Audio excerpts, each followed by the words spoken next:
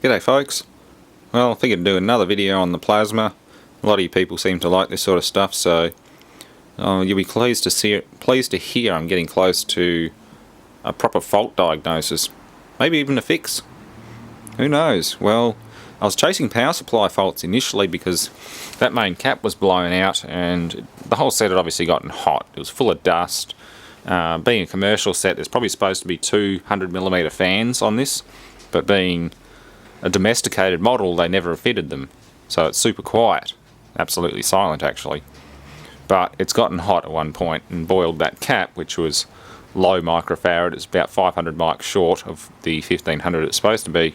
But again, changing it and checking all these out 100%, they're all good. No change. So mucking around for a while, checked all the voltages and things. The clamp meter that I got from front side bus was perfect. Right. This thing holds its maximum voltage. I don't have a meter that does that until now. So you can set it to maximum and it will, whatever you probe with it, it will restore and display the maximum voltage that it finds. And even without using that function, it came up long enough to see what the voltages were, and they're all within spec. The plus 170 is a little bit high, it's about 175. But again, that wasn't posing any problem because just out of the blue I decided to just heat gun it. Not the power supply, but this board here, because that's where I found the problem was. Disconnect that, the power supply will stay up long enough for the CPU to detect a failed sustain board and go into service tech error mode, which you can reset with the hard reset process, which I've done before, done a couple of times now on this one, thanks to whoever found that for me. Holding the, I think it's menu button or something, input select exit button, the bottom one here, and the power switch at the same time reboots it and deletes that code as long as you plug this back in. So I've done that. Power supply is doing everything it's supposed to do, but I started heating this up and it came good. It started up and ran fine. So now everything's stone cold. I did another test, I let it cool down to about lukewarm and it failed again. Now it's stone cold. I'm just going to heat gun this area here, particularly where these caps are.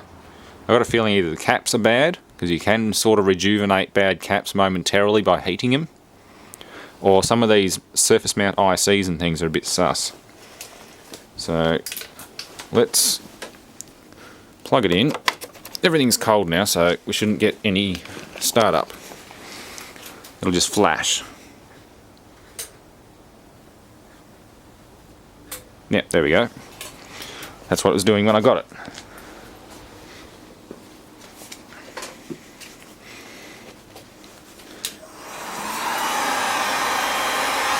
Heat. I don't have a fine nozzle for this, but we'll see what happens.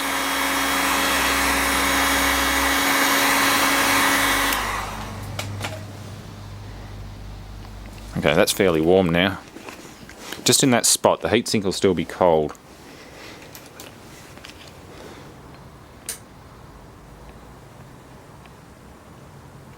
And staying up. There we go. The problem is right in there. I'll bet you it's those caps. If not, the little SMD ICs or something, because some of those solder joints look really bad. They're it's all lead-free solder as usual, ROHS garbage. And some of those pins, like these little ICs and resistors and things, just look terrible. So I'm going to have to get this whole board out, check the caps first, and then we'll look at resoldering some of these surface mounts. I'll probably have to make a custom tip for the soldering iron, but that's not bad, not hard. I've got a lathe and some some 1/4-inch copper rod. So I should be able to make a custom superfine tip for one of my soldering irons and just very carefully go through and solder anything that looks pretty suspicious. Anyway, that'll be a separate video. It's very good to see some activity from it. And again, the heatsink is still stone cold. Like, I was blowing cold air over it for a while just to get everything down, and as soon as I warm up this region, like those caps are still warm, it wants to work. Very interesting. I hope that doesn't have anything to do with it, but that's an overheat sensor, not a running temperature sensor.